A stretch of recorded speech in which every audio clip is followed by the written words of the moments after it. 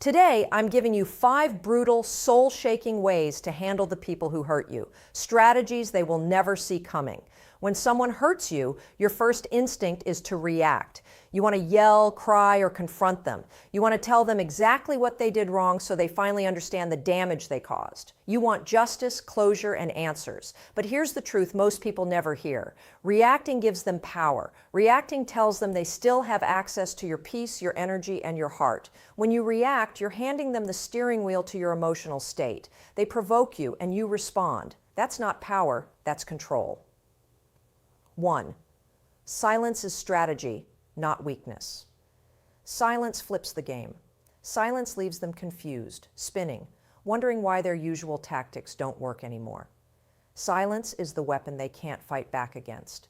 You see, people who hurt you often rely on your emotional reaction to validate their control. They thrive on the chaos they create. They want to know they still matter to you, even if it's through your pain. Every angry text, every emotional outburst, every tearful plea, it's all fuel to their fire. But when you stop reacting, you become unpredictable. And unpredictable people are powerful. You're not ignoring the pain. You're processing it in a way that doesn't feed their ego. That's the difference between emotional intelligence and emotional slavery. Most people are enslaved to the opinions and actions of others. But the second you realize your silence speaks louder than your screams, you take back your power. Silence is strategy, not weakness. It's not about being cold or passive. It's about becoming intentional. Your silence is not absence. It's presence with purpose. It's restraint that screams louder than confrontation. It's the calm after the storm that terrifies people who thrive on drama. They expect the breakdown. They expect the chase. But when you don't give it to them, they're forced to confront their own emptiness. That silence mirrors their soul. It makes them face what they tried to distract themselves from by hurting you in the first place. Let's be real, silence isn't easy, especially when you've been betrayed by someone you trusted, especially when your emotions are boiling and your heart is bleeding. But that's where true power is born, not in the comfort, but in the discipline. Silence requires emotional strength. It requires a decision to no longer participate in your own disrespect. It says, I see what you did. I feel the pain, but I'm not going to let you pull me down into the mud with you. You're not punishing them. You're protecting yourself. You're building emotional boundaries so solid nothing toxic can climb over them again. And here's what happens when you master silencing. The people who hurt you start to feel irrelevant. They lose their grip. They lose their power. They start questioning themselves. Why isn't she calling me? Why hasn't he responded? Did I lose them for good? That confusion, that's your revenge. But it's not petty. It's purposeful. Your silence isn't just about making them uncomfortable. It's about building a new version of yourself that doesn't need validation from the same people who broke you. Your silence also creates space. Space to heal, to grow, space to rediscover who you are without the noise of their drama. In that space, you start to hear your own voice again. You stop replaying the arguments. You stop waiting for the apology that will never come. And you start remembering what peace feels like. Peace that doesn't depend on anyone else doing the right thing. Peace that's rooted in your ability to walk away, to stay grounded, to choose yourself over and over again, even when it hurts. 2, their actions are data, not your worth. There's a moment in every healing journey where you realize that their actions are just data, not your worth. You realize that silence isn't weakness, it's wisdom. You realize that not everyone deserves a reaction, that not every insult deserves your time, that not every betrayal deserves a response. Some things are better left unanswered because your healing is not a group project. You don't need their understanding. You don't need their explanation. You don't need their permission to move on. You just need your own decision. The decision to stay silent, not because you're afraid, but because you're focused. Focused on healing, focused on building, focused on becoming someone so rooted in peace that chaos can't reach you anymore. And let's not forget, silence exposes truth. When you stop talking, people reveal themselves. They either step up or step out. They either grow or they go. You no longer chase. You no longer beg. You no longer try to force someone to value what they never appreciated in the first place. You let silence do the heavy lifting because silence doesn't just protect your peace. it becomes your loudest answer. It says, I don't need to argue. I've already outgrown this version of myself that tolerated what you gave. And people will notice the shift. They'll feel your energy pulling back. And the ones who hurt you, they'll start to panic. Not because you said anything, but because you stopped, because you became unreachable, because you refused to let them live rent-free in your head any longer. And that, more than anything, shakes their foundation. Because now they realize they didn't just lose access to your time, they lost access to your soul. This is what silence really is. Self-respect turned into action. It's a refusal to pour into people who only showed up to empty you. It's the highest level of emotional maturity, the ability to say, I see you, but I choose me. Every single day, every time you feel the urge to respond and you don't, that's power. Every time you want to explain but you stay grounded, that's transformation. Every time you could fall apart but choose to rise instead, that's evolution. Silence is your comeback. It's how you rebuild your empire in secret. It's how you regain your clarity, your confidence, your voice. It's how you prove to yourself that you are no longer the same version of you that tolerated their behavior. And it's how you teach them the lesson they never expected, that the person they tried to break became unbreakable in the silence. 3. Grow in front of them quietly. Most people walk around with wounds that aren't even theirs. They carry the weight of someone else's lies, someone else's betrayal, someone else's emotional immaturity, and they start to believe that weight defines who they are. That's the trap. That's the prison. You get hurt, and instead of seeing it as an experience, you let it become an identity. Instead of saying, they abandoned me, you start saying, I must be unworthy. Instead of saying, they lied to me, you start saying, maybe I'm not enough. This is how pain morphs into poison, not because of what they did, but because of what you told yourself after they did it. You can't control who hurt you, but you can control what you decide it means. And if you don't start seeing the pain as data, it will destroy your self-worth. You have to make a decision. Will you let this pain shape your identity, or will you extract the wisdom and let it shape your growth? Pain is not the enemy. It's the interpretation of pain that destroys people. They start thinking something is wrong with them because someone else didn't treat them right. But people treat you based on their character, not your value. Just because someone couldn't love the way you deserve doesn't mean you're hard to love. Just because someone ghosted you doesn't mean you're forgettable. Just because someone cheated on you doesn't mean you're lacking. But you'll believe all those lies if you take pain and wear it like a name tag. The truth is, your pain is a teacher. It's data. It's feedback from life telling you who you're surrounded by, what you're tolerating, and how much more you deserve. But if you miss that, if you take it personally, you end up stuck in a story that was never yours to begin with. This is where people sabotage themselves without realizing it. They get so emotionally tangled in the hurt that they stop seeing clearly. They replay every word, every fight, every moment of betrayal, trying to figure out what they did wrong. But sometimes the only thing you did wrong was trust someone who wasn't ready for the level of love you gave. Sometimes the mistake was not in loving, but in staying when the respect was already gone. And if you keep making their behavior mean something about you, you'll stay stuck in a cycle of self-doubt and self-blame that eats away at your confidence one thought at a time. Every time someone hurts you, you're given a fork in the road. One path says, see, you're not enough. The other path says, see, they weren't capable of enough. Most people take the first path, not because it's true, but because they were conditioned to believe that pain equals personal failure. That if someone mistreats them, it must be because they deserved it. That if they got rejected, they weren't valuable. That if someone walked away, they must be too much. But that's emotional distortion. That's trauma lying to you in your own voice. And you have to learn to catch that voice before it hardens into identity. 4, stop letting the pain become your story. Because once you identify with the pain, you stop growing. You stop evolving. You start defending the very story that's keeping you in pieces. This is why emotional awareness is so powerful. It's not about pretending you're okay. It's not about suppressing the pain. It's about stepping back far enough to ask, what is this pain teaching me? Is it showing you a pattern in your relationships? Is it revealing what you've been ignoring? Is it exposing your unhealed wounds? Because that's what pain is for, not to shame you, not to destroy you, but to alert you, to wake you up, to force you to confront parts of yourself you've been avoiding. And once you do that, once you see the pain as a message instead of a mirror, you become unstoppable. But here's where it gets deep. You can't use pain as data if you're still addicted to blaming yourself for it. That means you have to stop asking why they hurt you. You have to stop trying to figure out what you could have done differently to keep them. Because some people weren't supposed to stay. Some people only came into your life to trigger the parts of you that needed healing.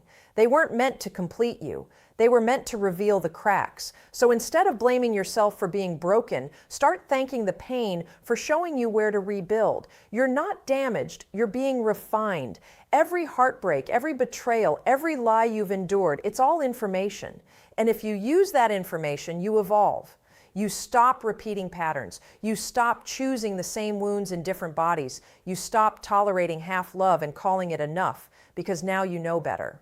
But you only know better if you decide that what they did says more about them than it ever did about you. You have to choose that interpretation. You have to claim that narrative. You have to declare, this pain is not my identity, it's my instruction.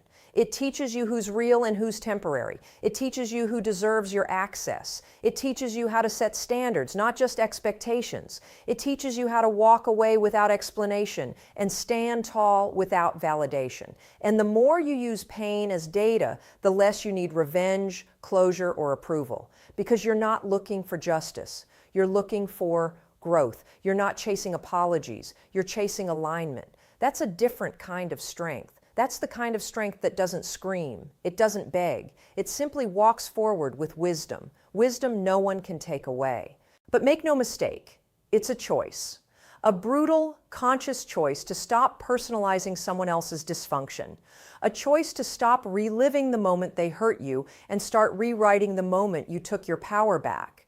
It's a choice to interrupt the story your pain keeps trying to tell you, because if you don't interrupt that story, it will become your future, and you'll keep attracting situations that confirm the lie that you're not enough. But if you shift the story, if you turn the pain into a pivot, you break the cycle. You step into a life that isn't built on reaction, but intention. You stop living from your wounds and start living from your wisdom. And maybe the most powerful thing you can realize is this: healing isn't about forgetting what happened. It's about remembering who you are in spite of it. It's about taking all that pain and saying, you didn't destroy me, you educated me. And that mindset, that energy, that clarity is what makes you untouchable. Because once you stop letting pain define you, no one can ever use it against you again. 5. Forgive for your own freedom. Forgiveness is one of the most misunderstood forces in the world. People think it means letting someone off the hook, that you're weak if you forgive, that you're okay with what happened, that you're allowing that person to win. But forgiveness is not about them. It's about you. It's not about giving them peace. It's about giving it back to yourself. Because every single day you carry that anger, that resentment, that bitterness. You're still giving them space in your mind. They may have walked away, they may have disappeared, they may have moved on with their life like nothing ever happened, but you're still haunted by it because you haven't released it. You haven't released yourself. And what most people don't realize is that holding on to anger is like drinking poison and expecting the other person to suffer. You think you're staying strong by never forgiving them. But what you're actually doing is keeping the wound wide open. You're not healing. You're just rehearsing the pain. Forgiveness is not pretending they didn't hurt you. It's not acting like it didn't matter. It did matter. It changed you. It shook you. It broke something inside you. But when you forgive, you're saying, I will not allow this pain to chain me anymore. I will not let what you did keep playing on repeat in my head. I will not make your actions my permanent home. Because every time you hold a grudge, every time you replay what they did, every time you tell the story over and over, you're binding yourself to that moment. You're making it part of your identity. And that's what destroys people. It's not the moment of pain, it's the lifetime they spend clinging to it. Forgiveness is a power move. It's how you take your story back. You're not erasing what happened. You're not justifying it. You're transforming it. You're saying, I get to decide how this ends. You don't get to keep hurting me through my own thoughts. You don't get to define how I feel about myself. You don't get to live in my future just because you were part of my past. And when you reach that point, when you truly understand that forgiveness is freedom, you stop waiting for apologies. You stop needing closure. You stop needing them to explain why they did what they did. Because at that level of growth, you realize the apology isn't always coming, and the closure isn't always deserved. Some people will never own what they did. Some people will lie about it until the day they die. Some people will twist the truth, blame you, rewrite the story so they don't have to face themselves. And if you're waiting on them to make it right before you move on, you've already lost the battle. You've handed your healing to the same person who broke you. That's not justice. That's emotional prison. Forgiveness is how you escape. It's how you reclaim the power to choose how you think, how you feel, and how you live moving forward. You're not condoning anything. You're simply refusing to carry the pain any longer. And when you forgive, something unexplainable happens. Your body changes, your mind clears, your energy shifts. That tightness in your chest, it starts to loosen. That heaviness in your stomach, it begins to dissolve. Because forgiveness isn't just a mental release, it's a physical one. Your nervous system no longer stays in a loop of stress and survival. Your soul finally exhales. And in that stillness, you meet a new version of yourself. One that doesn't flinch every time the past shows up, one that doesn't live in fear of being hurt again, one that walks through life lighter, stronger, unshakable. But let's be clear, this kind of forgiveness takes courage. It takes facing your own shadows. It takes admitting how deeply you were affected. It takes confronting the wounded version of you and saying, you don't have to carry this anymore. You don't have to stay angry just to prove you were right. You don't have to keep reliving what they did just to remind yourself it mattered. You don't have to fight that battle forever. You can put it down. You can choose peace. And choosing peace doesn't make you weak, it makes you untouchable. Because once you've forgiven someone who never apologized, you become someone they can no longer manipulate, someone they can no longer guilt, someone they can no longer control. Forgiveness is how you rise above the cycle. It's how you stop bleeding from wounds you didn't cause. It's how you break generational patterns that were never yours to carry. Because let's be honest, some of the pain you're holding isn't even yours. Some of it was passed down. And when you forgive, you don't just set yourself free. You set generations free. You stop repeating the same emotional scripts that kept everyone around you stuck. You become the interruption. You become the healing. You become the closure your bloodline never had. Forgiveness is how you win without revenge. Because revenge is cheap. It's loud. It's temporary. It doesn't heal. It just drags you back into the mud with the people who hurt you. But peace is priceless. Peace is silent. Peace lasts. Peace is what makes people look at you and say, how are you still standing? Peace is what makes your enemies confused, uncomfortable, and irrelevant. Because nothing is more powerful than someone who could seek revenge but chooses inner freedom instead. That's strength, that's maturity, that's the kind of growth they'll never understand and they'll never be able to shake. And the truth is, forgiveness doesn't always mean reconciliation. You can forgive someone and never speak to them again. You can forgive someone and still block their number. You can forgive someone and keep every boundary in place. Because forgiveness is not about re-entering the same fire that burned you. It's about finally walking out of it. No longer on fire, no longer screaming, no longer trying to be understood. It's about being whole. Final message, you win by walking forward in power, no longer needing them to stitch you back together. This is your life, and you get one. You get one shot at peace, one shot at purpose, one shot at living unburdened by the poison of the past. You don't have to forget what they did, but you do have to stop letting it speak louder than your future. Every time you forgive, you evolve. Every time you forgive, you ascend. Every time you forgive, you release another chain from your soul. And that freedom, that power, that's your revenge.